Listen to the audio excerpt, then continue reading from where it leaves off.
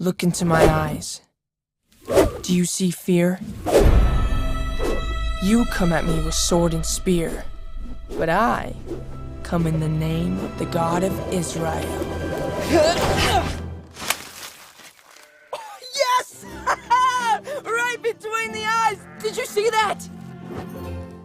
Anyone? Of course not. Okay then, one more time. Tally, not now! I'm trying to protect us from this Philistine. Whoa!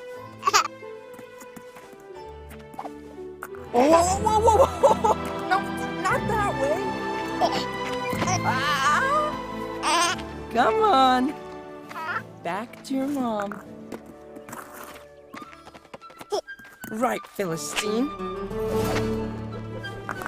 Oh, wait! Right between the eyes.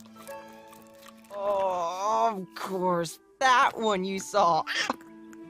Tally! Tally, no!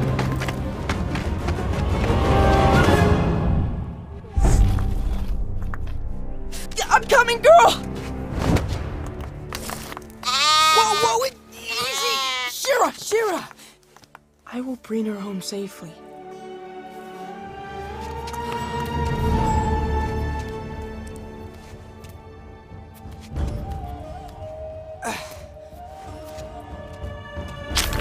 Whoa!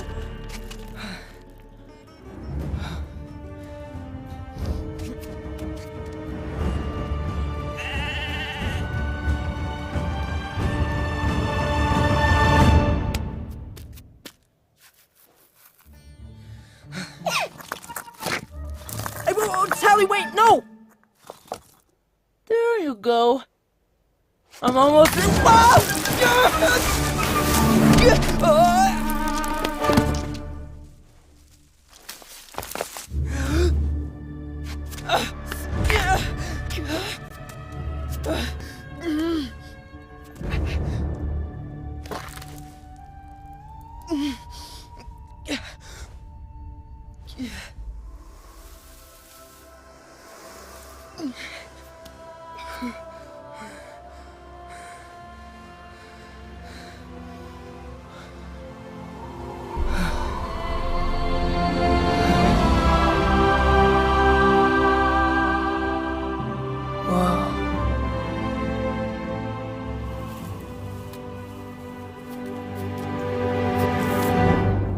Okay.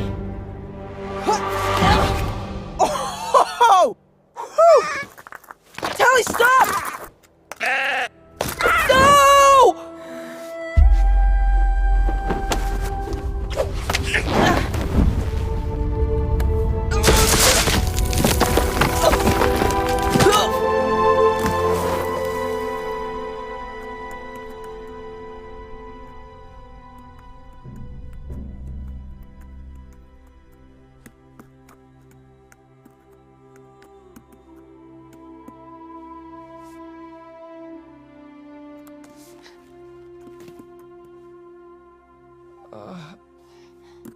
Oh, that doesn't help.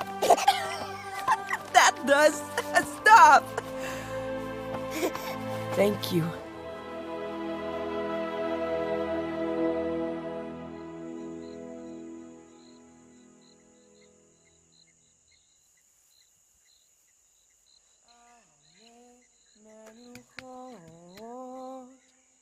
Yena haleni nafshi yeshobeh yancheni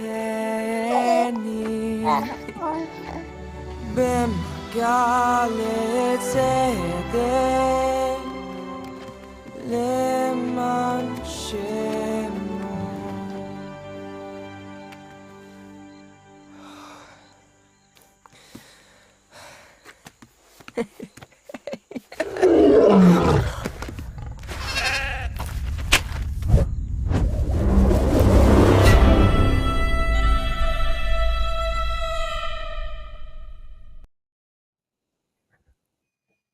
Amazing. Good evening, everyone. We've literally just had a power cut here. Give us 30 seconds and the power will be back on. Um, I'm just going to use a torch in the meantime. So, welcome to this live stream on David, the animated feature film. We are so excited to have you join us tonight on today in the US time. And there, our lights are coming back on. Give me 1 second. Okay. Sorry about that interlude. The power went off as we started, but super warm welcome to this live stream on David. And it's Thanksgiving week. So thank you so much for your time this week. Particularly, I'd like to say a super warm welcome to Tim Tebow's fans. He's going to be joining us later this evening, which is so special and so kind of him to give us time on this week in particular as we head towards year end. But yeah, very warm welcome. The one thing we want from these live streams is for it to be a really authentic relationship, as if we were sitting across the table from you having a coffee chat. We really want to invite you into the process, and we want to share our story, and we want to share the story in every way through these live streams and as we live it out. And I really hope these live streams are a chance for you to get to know us, the creators, for you to get to know deeply about the project and have a look behind the scenes. I think so often we go to movies and you go and you watch a movie, but it's so interesting to find out what's actually going on behind the curtain, how it's made. And particularly animated feature films, they typically can take 4 to 7 years to make. And so they're an incredible undertaking. And we'd love to just start to share and just share with you what goes on behind the scenes so you can get to know the journey and the story. So that's one of the purposes of this live stream. We love that saying, which is our sunrise saying as a studio, inspire through story. And just now I'm going to invite Tim onto the screen, but he's one of the most amazing people in terms of inspire through story. His life is an inspiration. The story is lived. And that's why he's such an amazing guest for us to share with tonight. The one thing quickly before I invite Tim on screen, with Black Friday coming on, we're actually just launching our David merchandise. But I want to tell you a little bit about it, not so much because of sales, but because of in everything we do, we want meaning. So I'm wearing this bracelet here, which has got yellow, blue, and green in it. And it's the exact same bracelet that David wears in the short you just saw and what he's going to be wearing in the movie. But what I wanted to share with you, the techlit blue, it's a very specific blue, and it represents God's voice to ancient Israel and in the scriptures. So when you see this blue, it's to remind you of God's voice. The white is really David's incredible understanding of God's mercy. And when he wrote his Psalms, how he just talked about God's mercy. And later, Isaiah talks about, although your sins were as red as scarlet, they'll be as white as snow. There in this little image, you can see the bracelet on David's wrist that I'm also wearing. So the white represents God's mercy, the blue represents God's voice, and then the green is the emerald from the tribe of Judah. And really it represents you belong to God's family. And so the little bracelet comes with a card like this, which has got all that meaning on it. And at the front it says from Deuteronomy 11, verse 18, commit yourselves wholeheartedly to these words of mine, tie them to your hands. May this bracelet be a reminder whenever you need it most of God's presence and faithfulness. And so as you go and look at what we're starting to sell, we really want it to have meaning. It must inspire, it must be through story. So yeah, if you go and check that out, even this shirt, by the way, it refers to the logo, that side. And that A comes from an archaeological find where it was literally means the house of David. So even the movie logo, which is on the shirt, has got meaning in it. So I just wanted to share that with you as you look at that. But I'm so excited to invite Tim on in a second, one, because of his amazing journey himself, but also I love sports, and I'm often using sporting analogies. And so obviously he's got an amazing history in sport as well as other things. But for me, I often talk to my kids about the aggregation of marginal gains, which means if you continue to do a lot of small things well, the aggregation of that creates an incredible result. And and in sports, that's particularly true, and in anything that's true. But that's why I wanted to get Tim on this live stream tonight and just have a chat as we head in towards Thanksgiving. And so without further ado, so we can actually spend more time with Tim than me, Tim, I'd love to invite you onto the live stream with me. And thank you for joining us. Absolutely. Hey, first of all, I just got to say, I love the monologue. I love what you were sharing.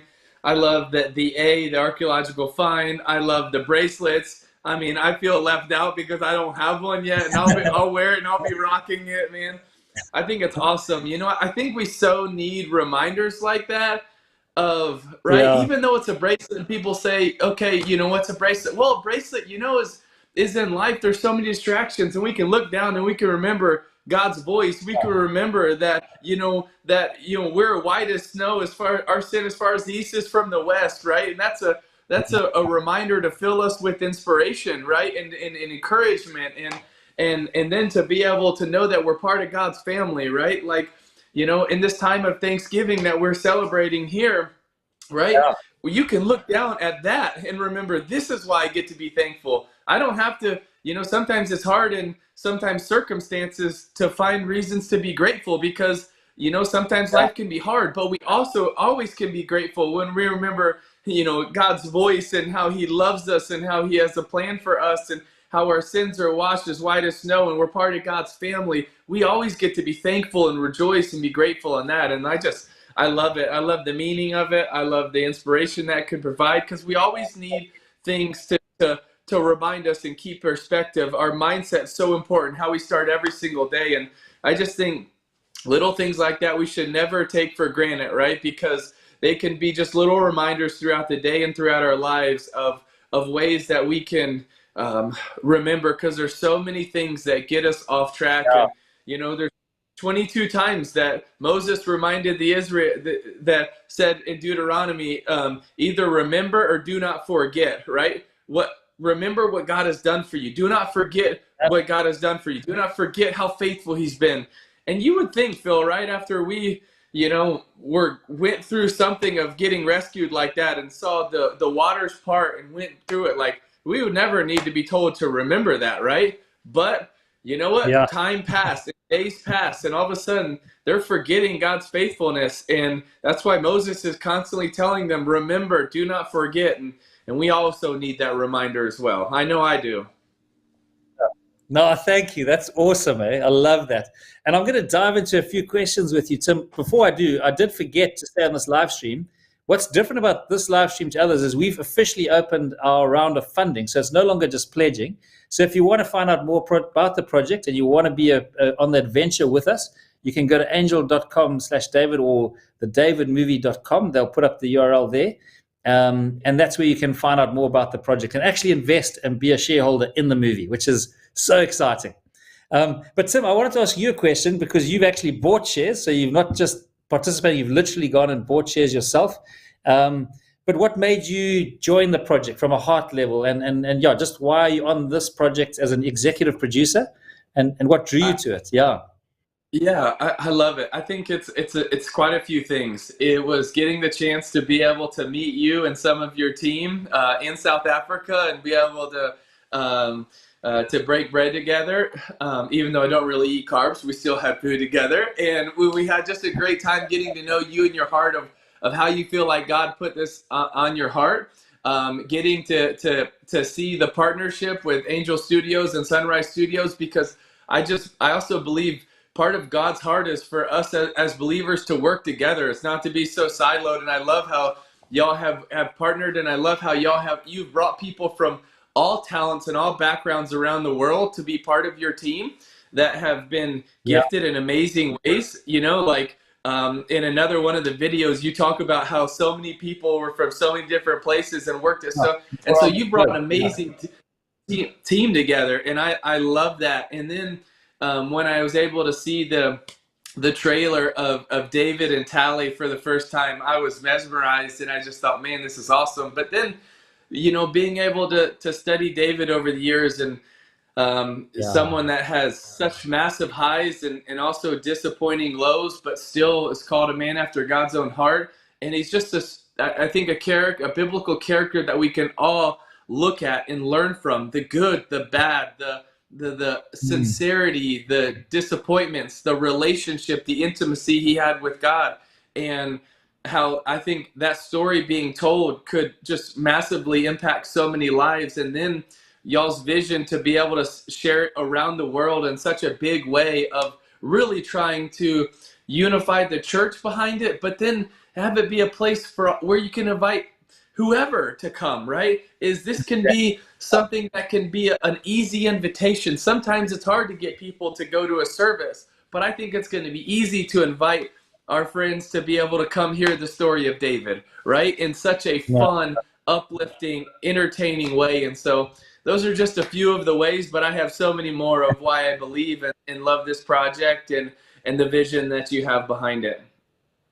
No, thanks, Tim. And I love one thing you're saying. I was talking to my wife the other day saying exactly what you said. David failed spectacularly and he succeeded spectacularly. But what was beautiful about him was that he always trusted God's goodness. So I was saying, like a little child, if they get themselves stuck up a tree, even if they got themselves up there, they call to their dad, "Dad, I need help," you know. And David was that kind of character. He'd get himself up all sorts of trees and up rocks, but he always knew exactly who to go to and where to turn. So I love him because he's so relatable. He was far, far from perfect.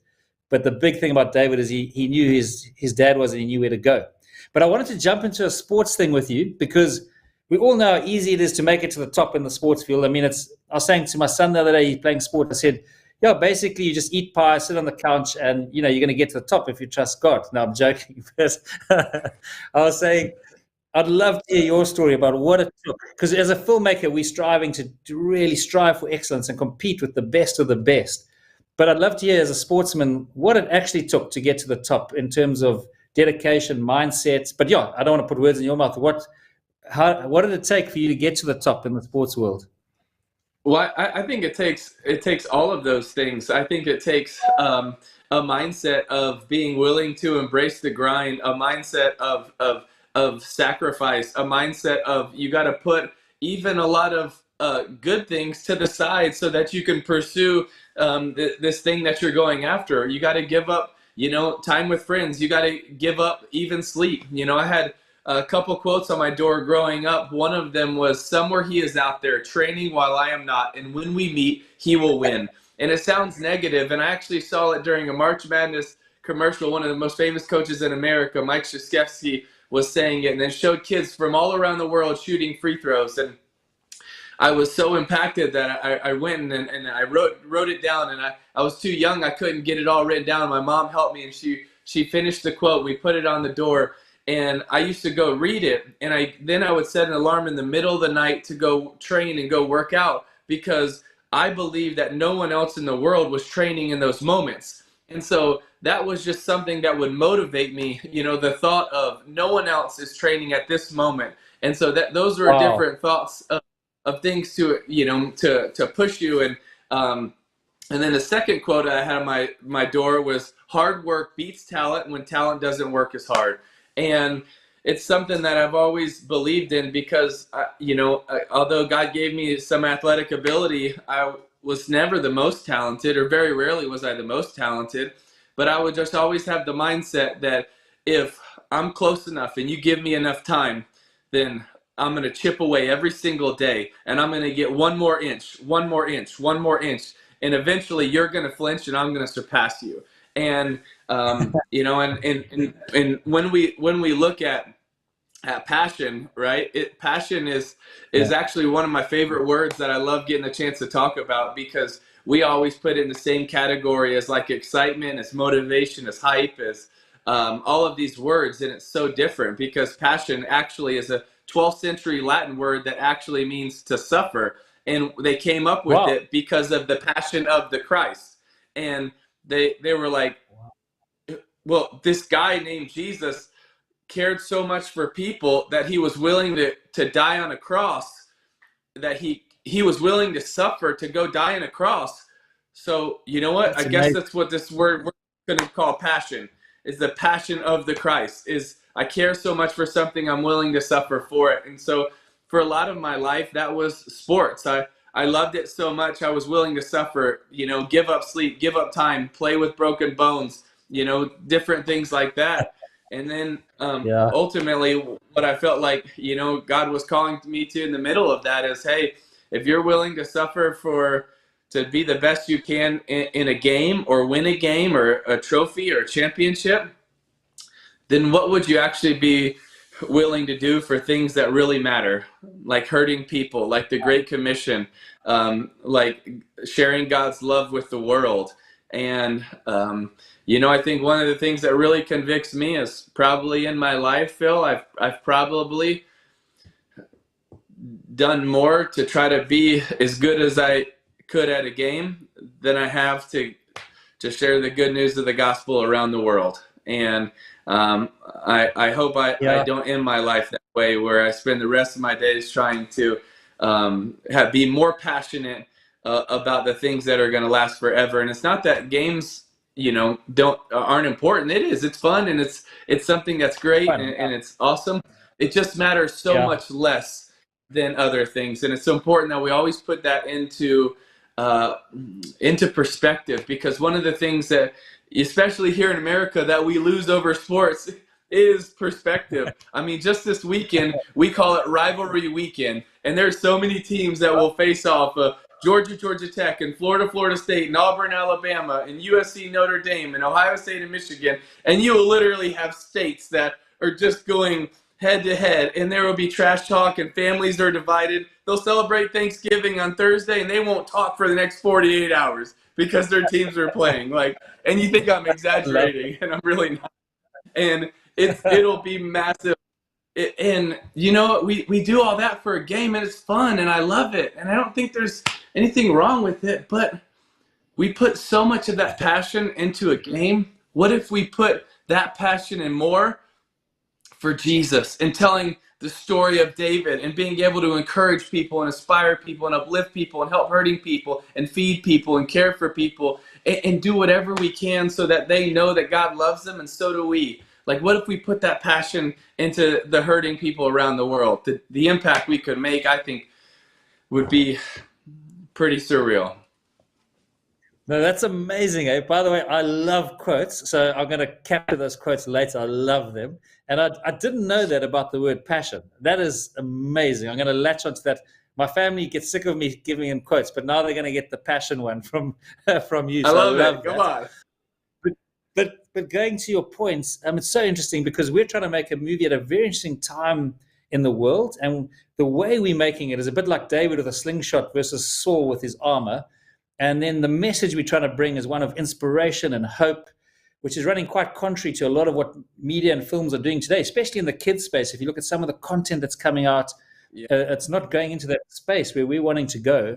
But an interesting thing, I know you love sport and you put your body on the line, and a question though, you were willing to cut across culture, which must have been difficult not cut across culture, but to keep your channel and your line despite pressures from outside you. And this phenomenon, Tebowing, if I've got it right, came about. Just tell us a bit about how you managed to find the strength to keep your strength and your compass through it all, and what Tebowing was, and what made you do that, and how, because I heard so many people were inspired by it. But tell us a bit about Tebowing, and also how you held your line and your compass through that time. Well, I appreciate you for saying that, and I don't know that I always did it perfectly. I know I didn't do it perfectly, but it was just something that, in the midst of so much scrutiny and pressure, I didn't want it to be about me. I wanted it to be about the one that I serve. And and so in 2011, because we went on a kind of a crazy, surreal win streak where it was a bunch of comebacks and crazy wins, and before and after games, I was getting on a knee and praying, and it just somehow caught on, Tebowing. But what was interesting about that, and people from all over the world started doing it, and literally they would send in photos from all over and all sorts of places, and wow.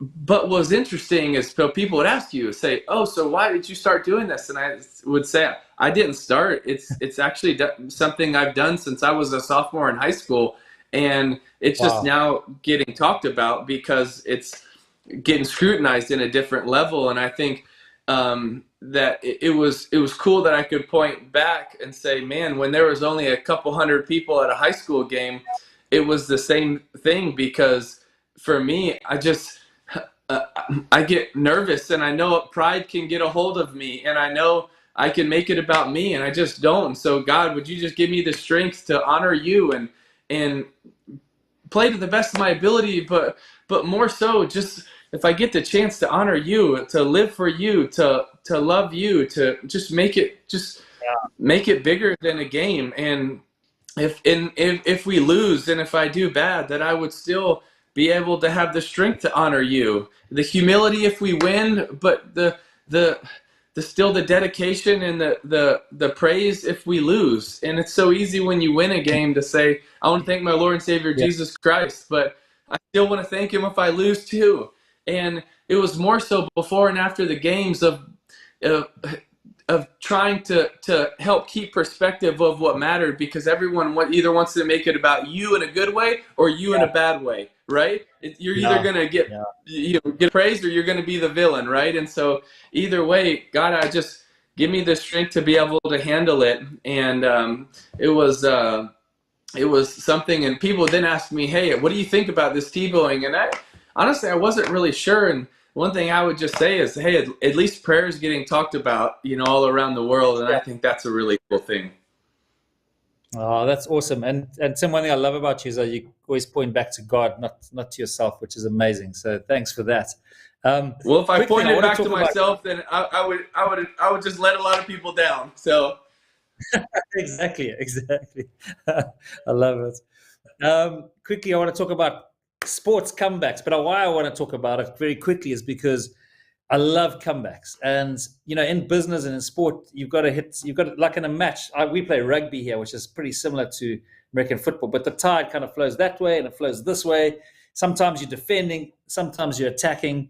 And as we go into this next crowdfunding road, we're hitting an interesting time in the US with the economy and people just like really thinking through how they invest.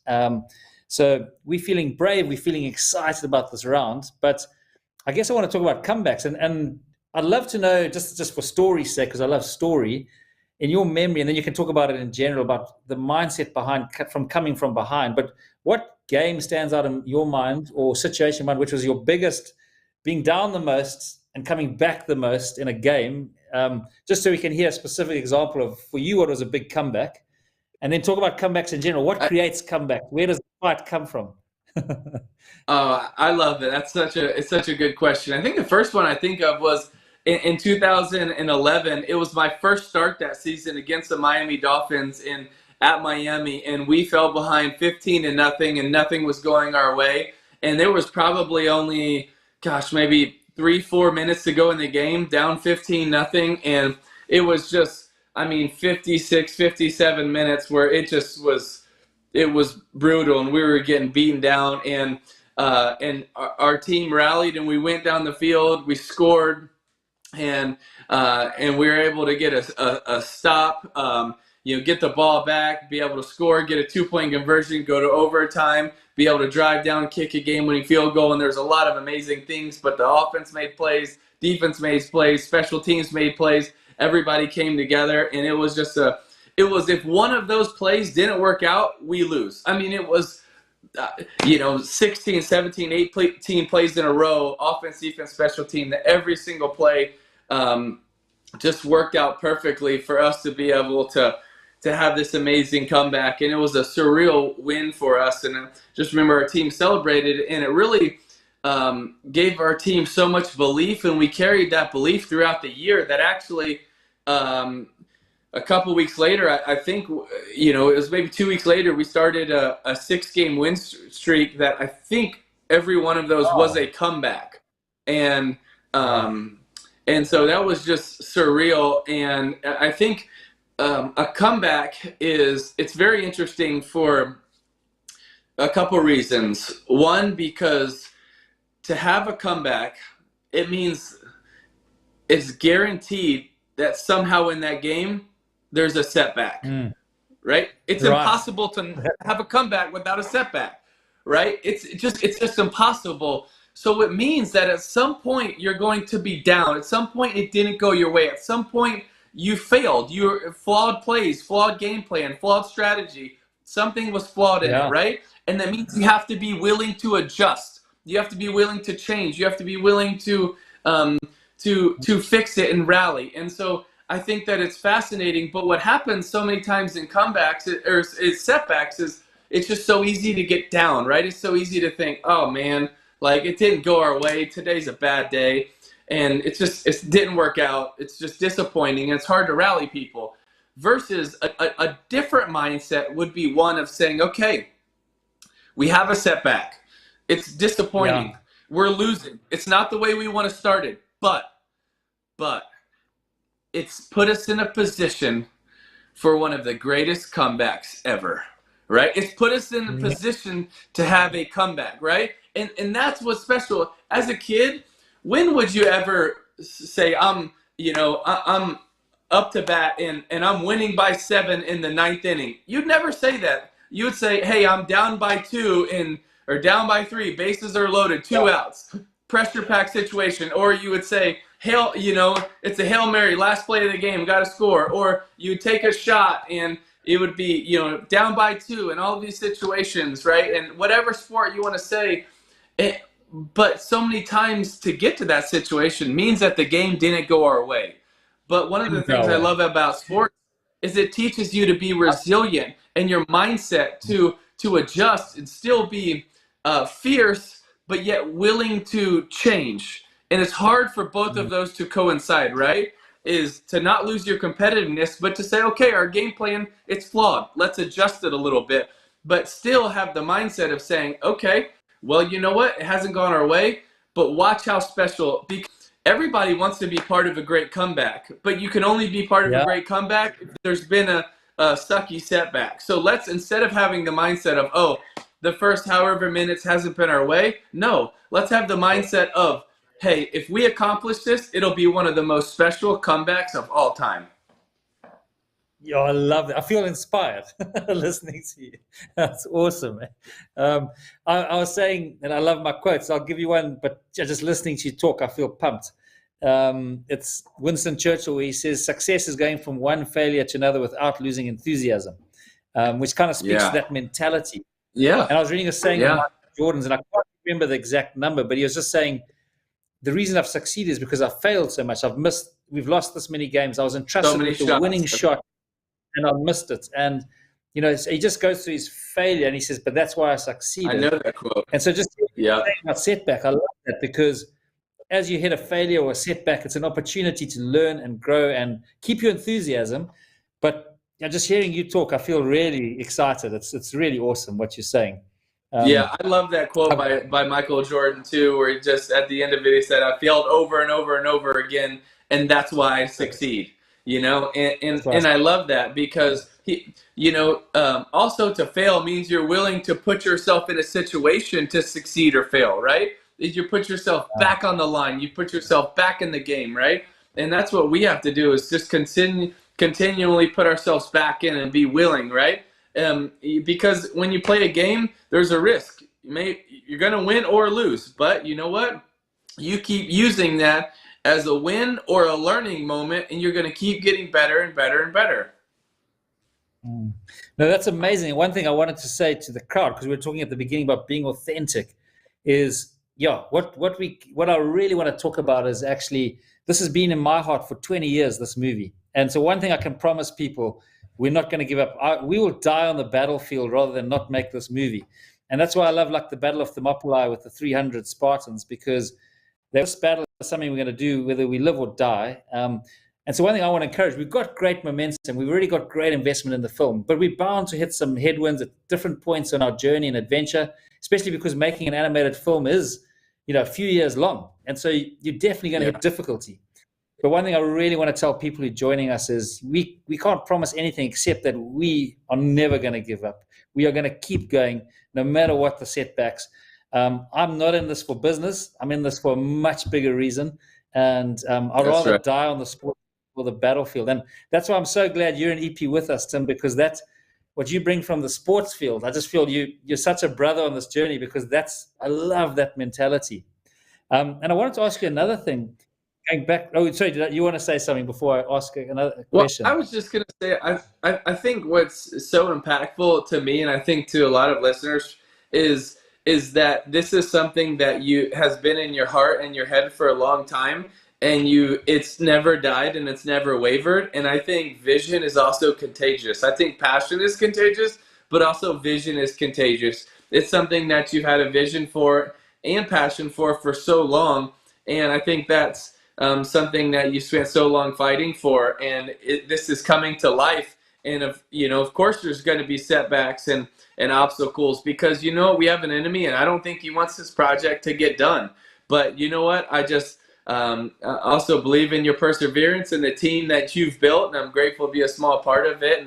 And hopefully more people that are watching want to be a part of it too, of a project that we think is going to be an eternal project, to have eternal difference and eternal significance. And I think that's why you had the vision and the passion, because this isn't yes, it might take 4 to 7 years to make, but we know the impacts will last for eternity. No, it's amazing. Thank you. I've got another question for you, which is it links back to sport, but it's connected to life, and that is the thing of unity. And so what I was going to say, I was watching Gladiator again recently, and there's one scene where they're going to reenact this moment where the Roman army is going to come into the arena, and him and his merry men are the small group, and basically they're going to get slaughtered. But what he says is to them, guys, whatever comes to those gates, we've got more chance of winning if we stick together. Now, why I want to talk, I first want you to give me some thoughts on unity in sport, but then unpack that a little bit, because as we live in a culture where this movie we're trying to get made is going to require incredible unity from the community. But I want to first start with sport as to why is unity such a key factor to team success, because we can just see it in any team sport, but you've lived it, you've been in an actual sports match where you've got superstars. Often you've got teams who've got massive superstars, but they don't click. You've got teams with less superstars, but they end up winning. And just talk me through unity when you're in a team environment, why it's so critical from your point of view, and how it works, Well, by bringing up 300 and by bringing up Gladiator, you made me, and then Unity, you made me think of one of the best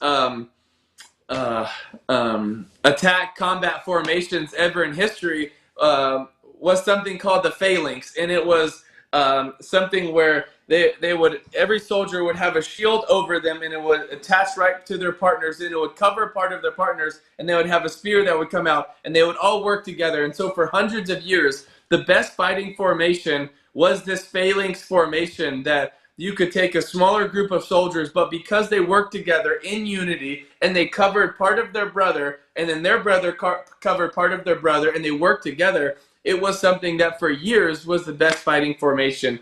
And it just made me think of that, of how important unity is, on the battlefield, but how important unity is in the body of Christ, how important unity is in a project like this, and also on the sports field. I'll tell you what, it is a lot easier to lose inside the locker room than it is on the field, and because you have guys that go in their own ways, they're different places. But the best teams that I've been a part of is a team where you have people from all different backgrounds, all different places, but you come together on a common mission, with a common goal, with a common purpose, that if succeeds, helps everybody. And a high tide raises all the ships.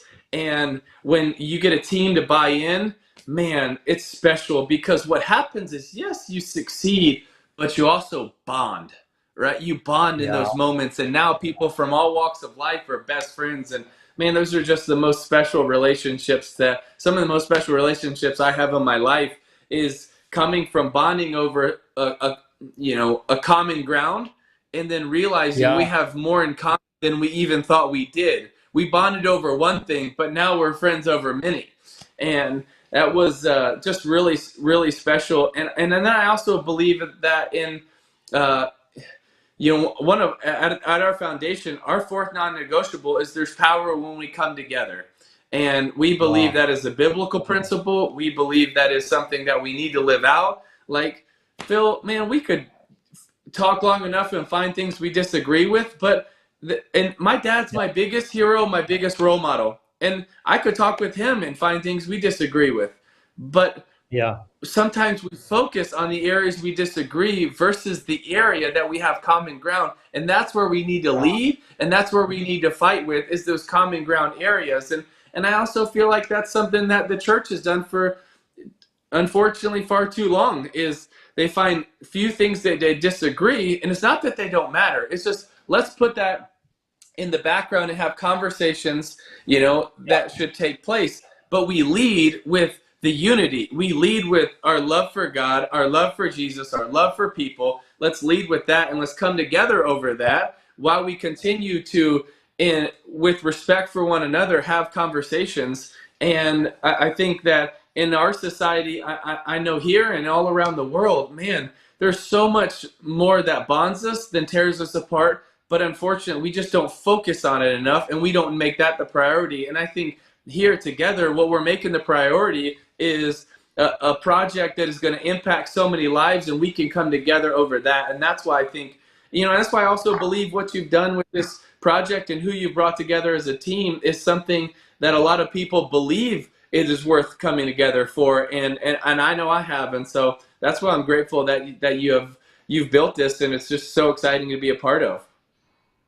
No, that's awesome, and I'm just so inspired. I'm finding this. I was making some notes just now while you were talking, but I just want to say my mom used to tell me a story, which I really want to mention it at this moment because I think it's relevant. I hadn't planned to, but it's connected to how bonding happens through setbacks or through tough times together. But she was telling me about Hudson Taylor's missionary society to China back in the years, and all the other missionary societies were saying we'd take care of your kids' school fees and medical aid and offering security. And his mission was, I promise you death, I promise you malaria, but I promise you a chance to preach the gospel. And so what that drew was an incredible kind of person, and his missionary society really grew the strongest. And of course, he looked after his people as best he could and stuff, but he called them towards the battle cry and towards the vision, like you're saying, not towards the security. And I think this David movie, we're going into an interesting place where it's really got to play. It's got to compete like on a sports field. And we've got a saying as you come up the stairs at our Tim, which is from Lord of the Rings with Gimli the dwarf, where he says, certainty of death, small chance of success. What are we waiting for? So it's like, that's the way we go. I love it. We go forward.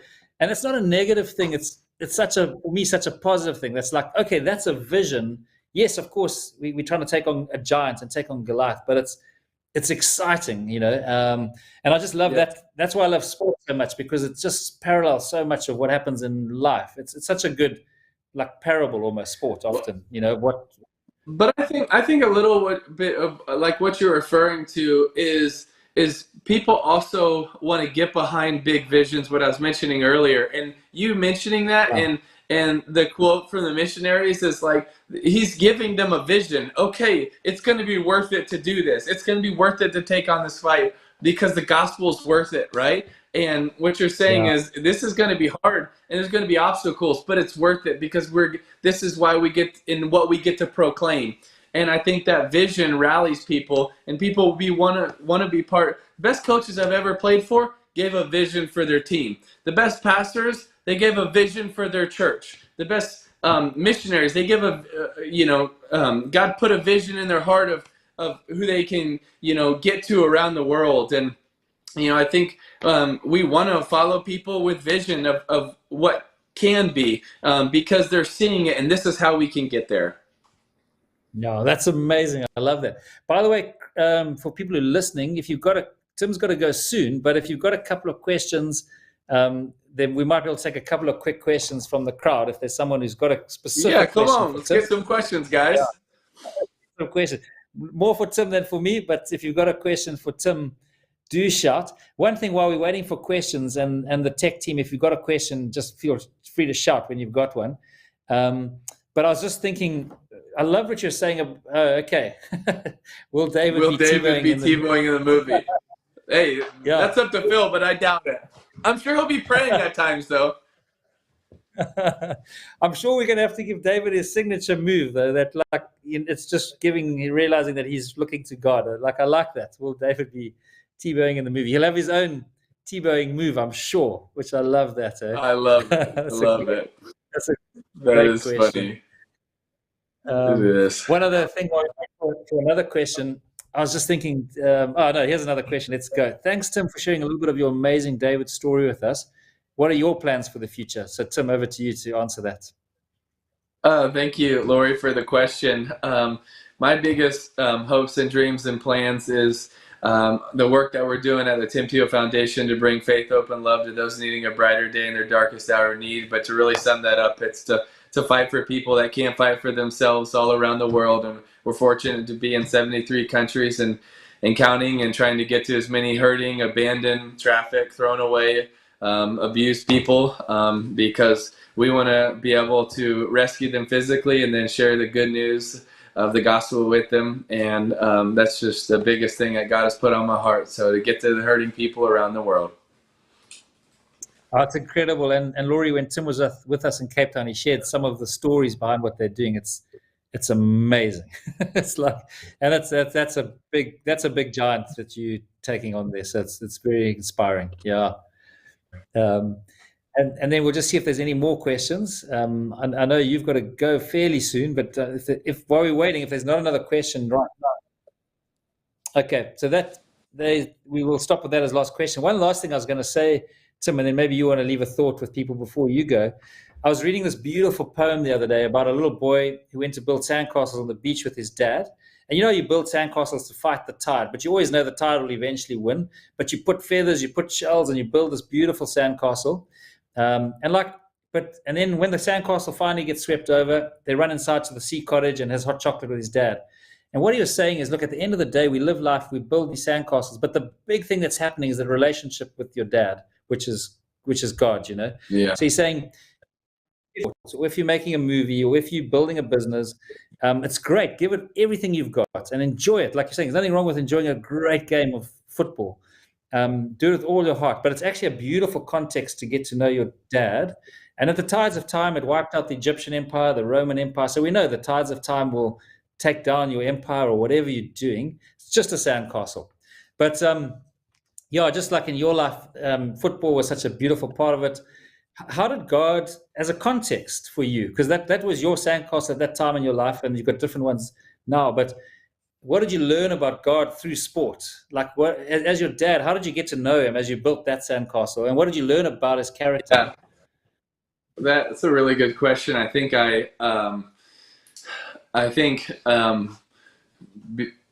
sounds because of the pressure you feel or you put on yourself, and you feel like you're under the microscope, is I feel like you just depend on him because he's the place you go for refuge. When the criticism or the naysayers, he's the place you go for. That's the same yesterday, today, and forever. His love for you will never change. And so you want to have an identity that's a roller coaster, good days and bad days, then you put it in sports. You want to have an identity that's the same, then you're going to find refuge in your relationship with Christ. And then I think it's just something that not only does it help you with those ups and downs, and it helps you with your identity, but also helps you with perspective. Because if there's one thing that it's really easy for us here in the States to lose based on sports, it's perspective of, man, we just think a game is everything, right? Or I got to win today. And there's so many times that God used people in my life, different, times and mission trips and different places all over the world to remind me that the game wasn't everything, and that God didn't put me here to win or lose a game. Right now, God can use baseball or football or games. He can use that, but that's ultimately not my purpose. It's not a game, and it's always so much more than a game. And those are just a few things that I learned through sports, and I'm so grateful for it. But I also would say that sports is something that is great because it teaches you to constantly persevere and keep fighting. And I feel like in this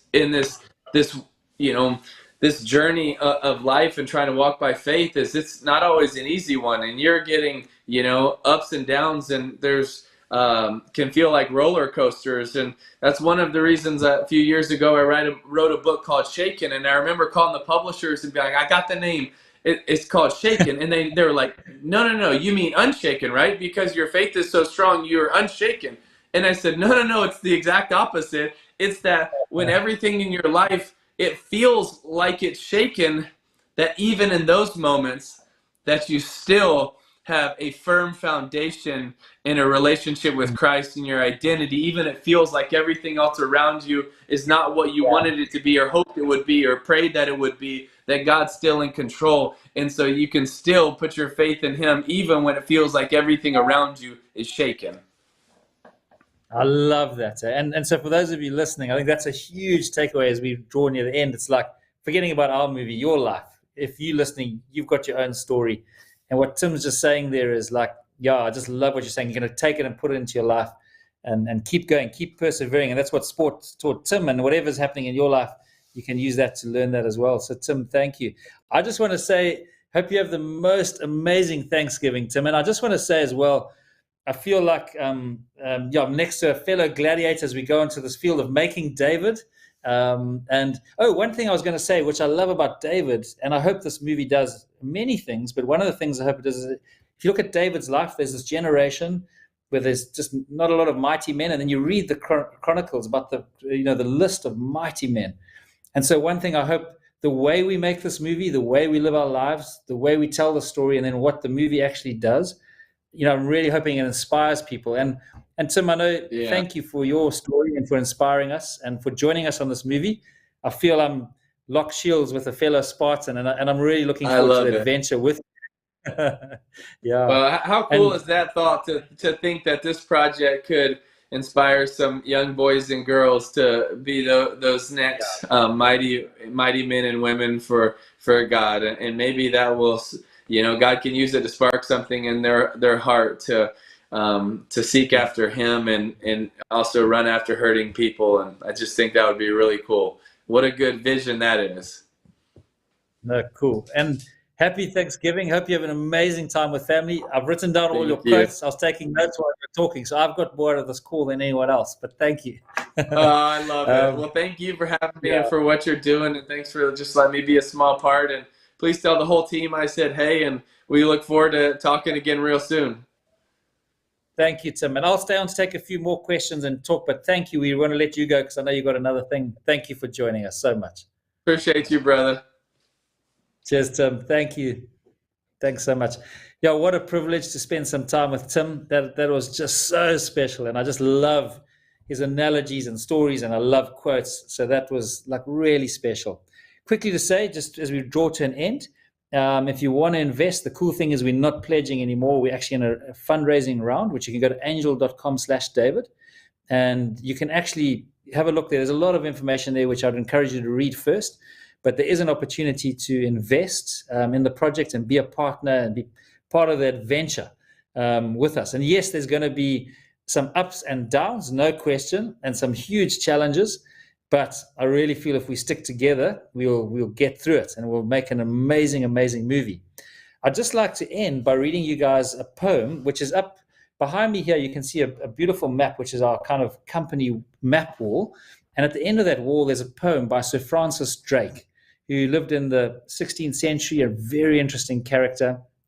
And he spent a lot of time on the sea. And he wrote this very beautiful poem, which I'd just like to read to you, which is called Disturb Us, Lord. And I'll just read it to you as we go close out today's live stream. Disturb us, Lord, when we are too well pleased with ourselves, when our dreams have come true, because we've dreamed too little, when we arrive safely, because we sailed too close to the shore. Disturb us, Lord, when with the abundance of things we possess, we have lost our thirst for the waters of life. Having fallen in love with life, we have ceased to dream of eternity. And in our efforts to build a new earth, we have allowed our vision, new heaven, to dim. Disturb us, Lord, to dare more boldly, to venture on wider seas, where storms will show your majesty. Where losing sight of land, we shall find the stars. We ask you to push back the horizons of our hopes and to push into the future in strength, courage, hope, and love. And I just think that's a beautiful poem to inspire us. I love that one verse where it says to lose sight of the shore. And as we go towards Thanksgiving, we've got a chance to reflect. I would really encourage you just to go look up that poem and read it over Thanksgiving. It's just a beautiful and inspiring poem. And it's one of our guiding lights as we go on the David movie, that this is part of our journey, is to lose sight of the shore and really sail out there and try and push out the boundaries. So guys, I just want to say thank you so, so much for your time today. And really, I hope for those of you in the US that it's an amazing Thanksgiving. You have a great time. Please watch the space, watch our social media. And one last, if you want to go check out the project, go to angel.com/David. And please give us your thoughts, your comments, your questions. Anything's welcome. We're on a journey together. And we'll end by just playing the demo one more time now. And yeah, have a wonderful day and great Thanksgiving for those in the US. Look into my eyes. Do you see fear? You come at me with sword and spear, but I come in the name of the God of Israel. Yes! Right between the eyes! Did you see that? Anyone? Of course not. Okay, then. One more time. Tally, not now. I'm trying to protect us from this Philistine. Whoa.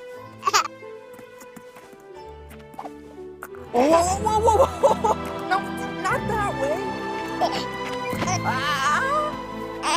Come on. Back to your mom. Right, Philistine. Oh, wait! Right between the eyes. Oh, of course. That one you saw. Tally! Tally, no!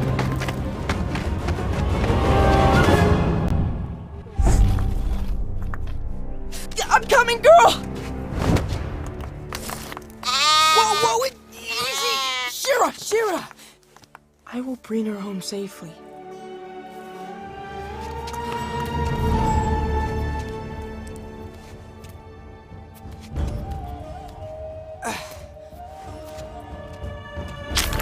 Whoa!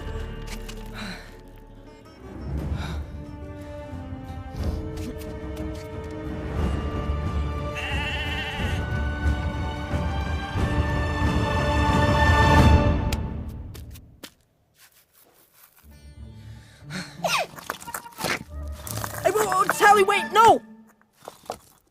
There you go. I'm almost through.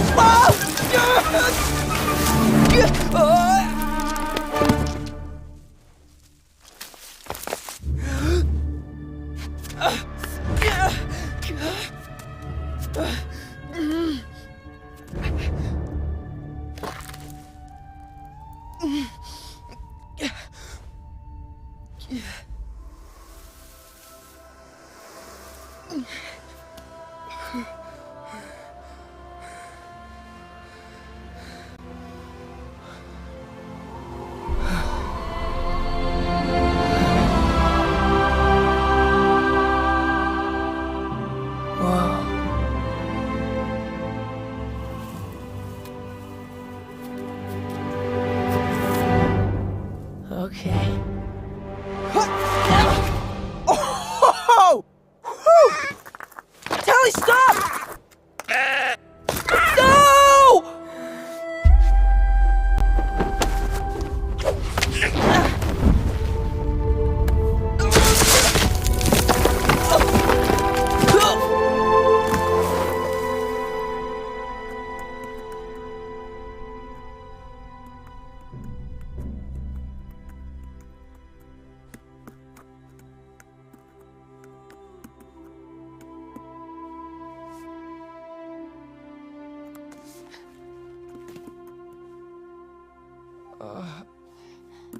Oh, that doesn't help. That does. Stop. Thank you.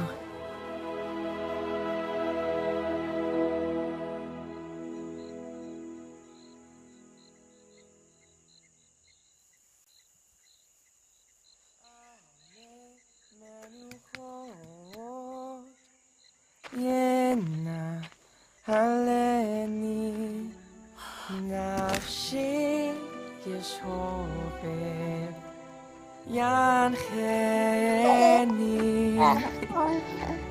b'magalet tzedek leman shemo.